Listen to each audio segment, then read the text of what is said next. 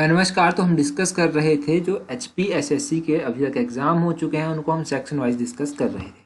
तो इससे पहले हमने 3 पेपर अभी तक डिस्कस कर लिए थे। जूनियर स्केल स्टेनोग्राफर का हमने डिस्कस किया था, सुपरवाइजर LDR का हमने डिस्कस किया था और एक और पेपर हमने डिस्कस किया था वो था जूनियर ऑडिटर का। तो ये 3 पेपर हमने सेक्शन वाइज डिस्कस कर लिए थे। इनके कौन कौन से सेक्शन अभी तक डिस्कस हो चुके हैं?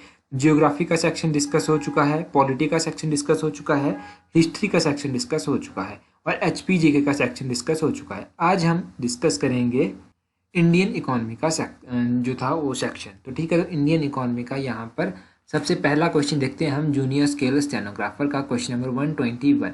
अच्छा, अगर प्रीवियस पार्ट आपने नहीं देखे हैं तो प्लेलिस्ट मैंने एक अलग से बना दी है, वहाँ पर आपको वो क्वेश्चंस मिल जाएंगे, वो वीडियोस मिल जाएंगी सेक्शन वाइज, उनको ज़रूर देखें। यहाँ पर क्वेश्चन नंबर 121 से स्टार्ट करते हैं, डिटेल में देखेंगे। Transport falls in which sector of Indian economy. Transport जो है वो कौन से सेक्शन में पड़ता है? देखो, इंडियन इकोनॉमी में जो है वो 3 सेक्टर होते हैं, प्राइमरी सेक्टर, सेकेंडरी सेक्शन और टर्सरी सेक्टर।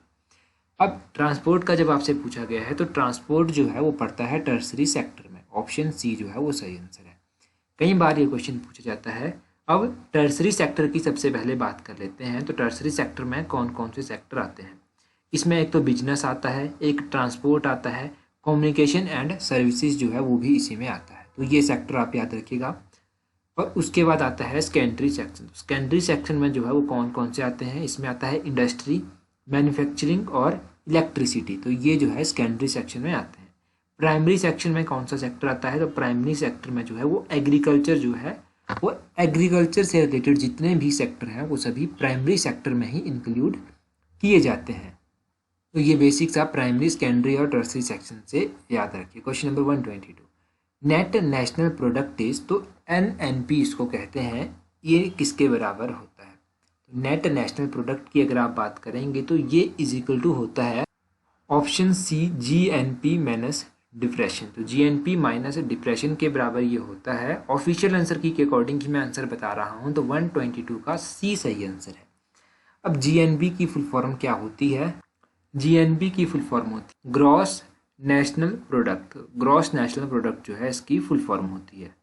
कई बार जो है एग्जाम में GNP की फुल फॉर्म पूछ ली गई है। ऑप्शन में आपके पास दिया होगा gross national product, gross net product, gross nuclear product या फिर ग्रॉस नेटवर्किंग प्रोसेस।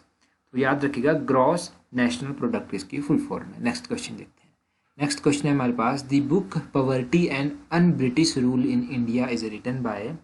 तो ये किताब है एक, poverty and un British Indian rule. तो ये किसके द्वारा लिखी गई है? इस किताब के जो लेखक हैं वो हैं दादा भाई नौरोजी। क्वेश्चन नंबर 123 का जो है वो ऑप्शन ए सही आंसर है यहाँ पर। अब अगर आप दादा भाई नौरोजी के बारे में जानेंगे तो दादा भाई नौरोजी थे वो पहले इंडियन थे जो मेंबर बने थे ब्रिटिश पार्लियामेंट के। ये आप याद रखिए। ये इंडियन नेशनल कांग्रेस के प्रेसिडेंट रह चुके हैं और 3 बार ये इंडियन नेशनल कांग्रेस के प्रेसिडेंट बन चुके हैं। 1886 में पहली बार बने थे, 1893 में दूसरी बार बने थे और 1906 में जो था वो तीसरी बार बने थे। और भी अगर इनके बारे में आप जानेंगे, एक थ्योरी है जिसको ड्रेन थ्योरी के नाम से जाना जाता है। तो ये ड्रेन थ्योरी में इनका काफ़ी रोल रहा था दादा भाई नौरोजी का।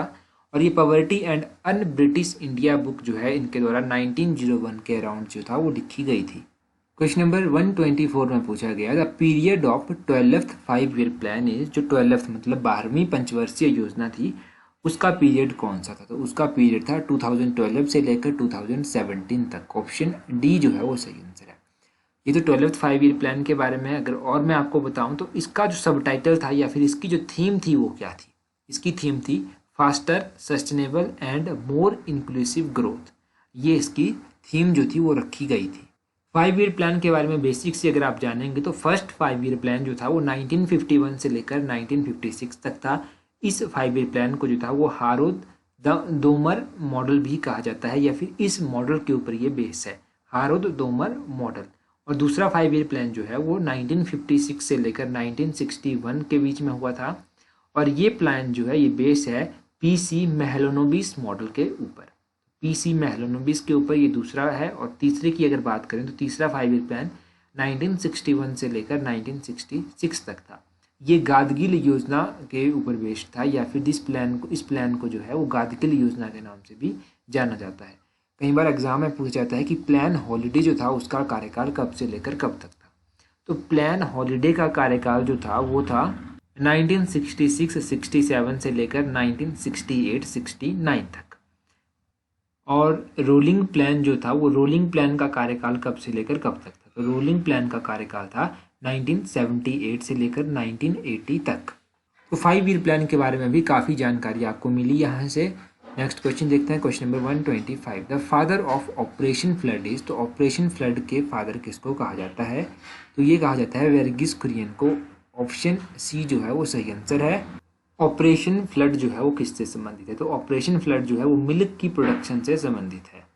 और इसको जो था वो किसके द्वारा स्टार्ट किया गया था? तो इसको नेशनल डेयरी डेवलपमेंट बोर्ड के द्वारा 1970 में जो था वो स्टार्ट किया गया था। ठीक है, ये आपको ऑपरेशन फ्लड के बारे में पता चला। अब आपको बताइएगा मुझे कमेंट करके कि जो अपना ग्रीन रेवोल्यूशन था, हरित क्रांति थी, उसके जनक किसको माना जाता है इंडिया में? ये आप कमेंट करके बताइए। कुछ इंपॉर्टेंट क्वेश्चन जो यहाँ इससे रिलेटेड तो नहीं है, परंतु एक बार उनको रिवाइज में आपको करवा देता हूँ। तो कॉफ़ी बोर्ड का हेडक्वार्टर कहाँ पर है? ये जो कॉफ़ी बोर्ड है इसका हेडक्वार्टर बेंगलुरु कर्नाटका में स्थित है। रबर बोर्ड का हेडक्वार्टर कहाँ पर है? तो रबर बोर्ड का हेडक्वार्टर जो है वो केरला के कोटायम में स्थित है। टी बोर्ड यानी कि चाय बोर्ड जो है उसका हेडक्वार्टर कहाँ पर है? तो इसका हेडक्वार्टर कोलकाता वेस्ट बंगाल में स्थित है। टबैको बोर्ड का हेडक्वार्टर कहाँ पर है? तो तंबाकू का जो बोर्ड है उसका हेडक्वार्टर गंतूर आंध्र प्रदेश में स्थित है। और जो मसालों का बोर्ड है, मतलब द स्पीसीज बोर्ड, वो कहाँ पर है? तो वो केरला के कोची में स्थित है। और national meat and poultry processing board जो है इसका हेडक्वार्टर है दिल्ली में। ठीक है, नेशनल ग्रेप प्रोसेसिंग, जो ग्रेप्स का प्रोसेसिंग बोर्ड है उसका हेडक्वार्टर पुणे महाराष्ट्र में स्थित है। कई बार इस तरह के क्वेश्चन अचानक से एग्जाम में पूछ लेते हैं, और अगर आपने सुना होगा ढंग से तो ये पेपर में जरूर चीज़ें क्लैश होती हैं, हेल्प मिल जाती है यहाँ से। नेक्स्ट क्वेश्चन है, which of the following is Maharatna status? तो इनमें से महारत्ना का स्टेटस जो है वो किसको दिया गया है? तो क्वेश्चन नंबर 126 का ऑप्शन ए सही आंसर है, ONGC। ONGC यानी कि oil and natural gas corporation को महारत्ना का स्टेटस जो है वो दिया जा चुका है। तो देखो, महारत्ना का स्टेटस दिया गया है भारत हैवी इलेक्ट्रॉनिक्स लिमिटेड को, BHEL इसको कहा जाता है। दूसरे नंबर पर आता है कोल इंडिया लिमिटेड, और तीसरे नंबर पर आता है gas authority of India limited, और चौथे नंबर पर आता है इंडियन ऑयल कॉरपोरेशन लिमिटेड, और पांचवें नंबर पर आता है national thermal power corporation limited, और छठे नंबर पर आता है oil and natural gas corporation limited, और सातवें नंबर पर आता है steel authority of India limited, और आठवें नंबर पर आता है भारत पेट्रोलियम कॉरपोरेशन लिमिटेड। तो ये आप याद रखिएगा किस किस को जो है वो महारत्ना का स्टेटस दिया जा चुका है। मैं एक बार जल्दी से एक बार फिर से बोल देता हूँ, ध्यान से सुनिएगा। Bharat heavy electrical limited, coal India limited, gas authority of India limited, Indian oil corporation limited, national thermal power corporation limited, oil and natural gas corporation limited, steel authority of India limited, Bharat petroleum corporation limited. तो ये आप याद रखिए। Question number 127 देखते हैं। यहाँ पर पूछा गया है, which is the largest producer of jute in the world?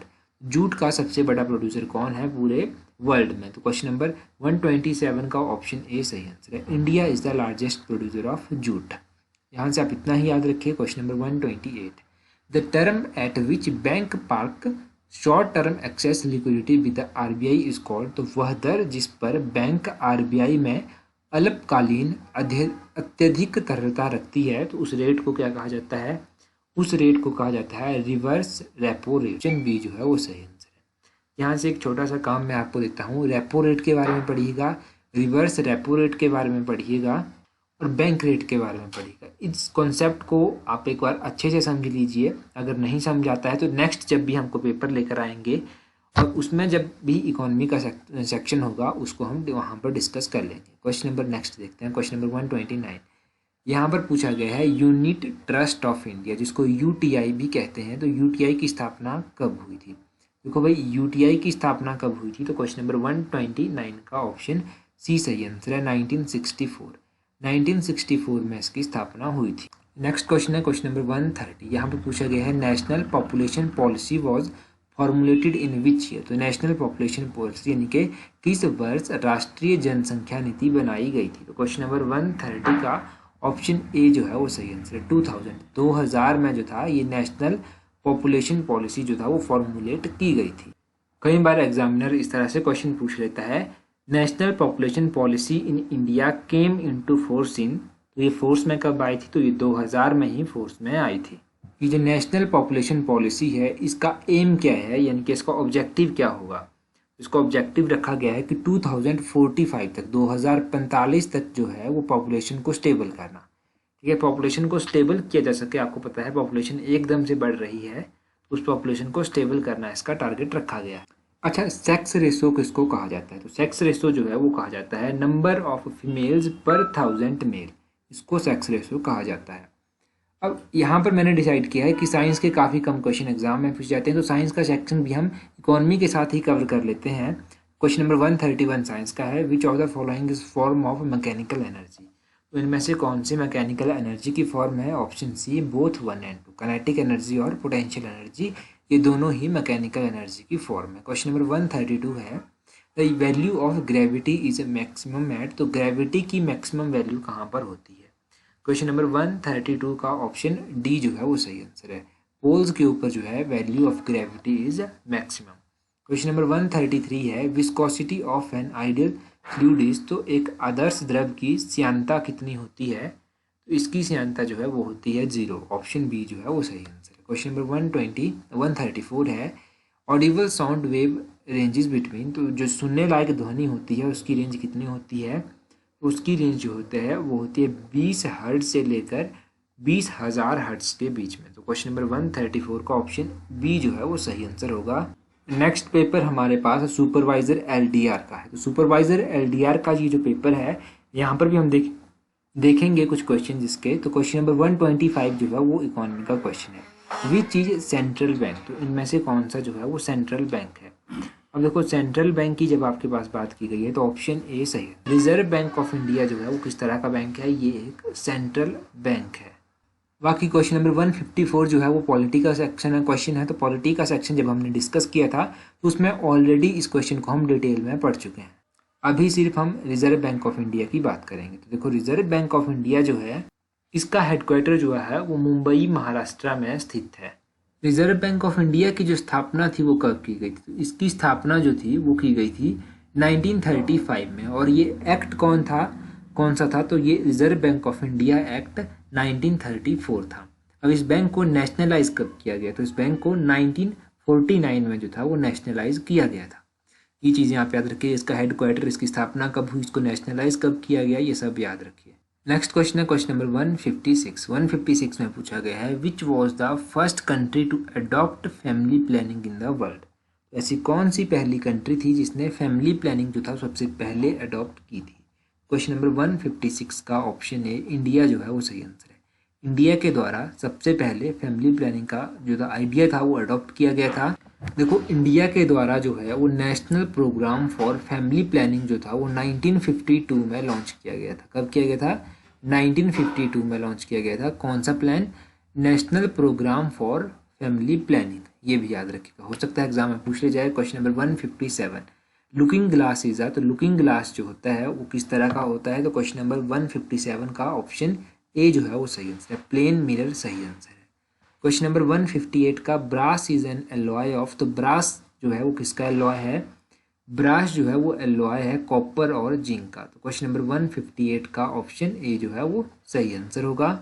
Next है question number 159, tuberculosis is caused by, तो टीबी जो है वो किसके कारण होता है। देखो ये क्वेश्चन भी इंपॉर्टेंट है, तो ट्यूबरक्लोसिस जो है वो बैक्टीरिया के कारण होता है। इसके बाद रीजनिंग का क्वेश्चन है। बाकी इसके बाद हमारे पास जूनियर ऑडिटर का पेपर है, तो जूनियर ऑडिटर का क्वेश्चन नंबर 12 से शुरू करेंगे। इकोनॉमी का क्वेश्चन है ये, according to Herzberg motivation hygienic theory employees salary is, तो हर्जनबर्ग की प्रेरणा स्वच्छता थ्योरी के अनुसार कर्मचारी का वेतन है। क्वेश्चन नंबर 12 का जो है वो ऑप्शन ए सही आंसर होगा, हाइजीन फैक्टर जो है वो सही आंसर है, स्वच्छता घटक इसका सही होगा। Question number 13, who was the most power in value chain, तो यहाँ पर मूल्य श्रृंखला में सबसे शक्तिशाली कौन सा है। क्वेश्चन नंबर 13 का जो है वो ऑप्शन सी कस्टमर जो है वो सही आंसर होगा, customer is a most power in value chain. Question number 14 है एंटरप्रेन्योर इज, तो उद्यमी क्या होते हैं, तो क्वेश्चन नंबर 14 की बात करें तो option C manager looking for every opportunity, option C जो है वो सही आंसर होगा, entrepreneur is manager looking for every opportunity. Question number 15 की बात करें तो क्वेश्चन नंबर 15 तो हिस्ट्री का क्वेश्चन है और इस क्वेश्चन को हम ऑलरेडी डिस्कस कर चुके हैं हिस्ट्री के सेक्शन में, तो अभी डिस्कस करने की ज़रूरत नहीं है।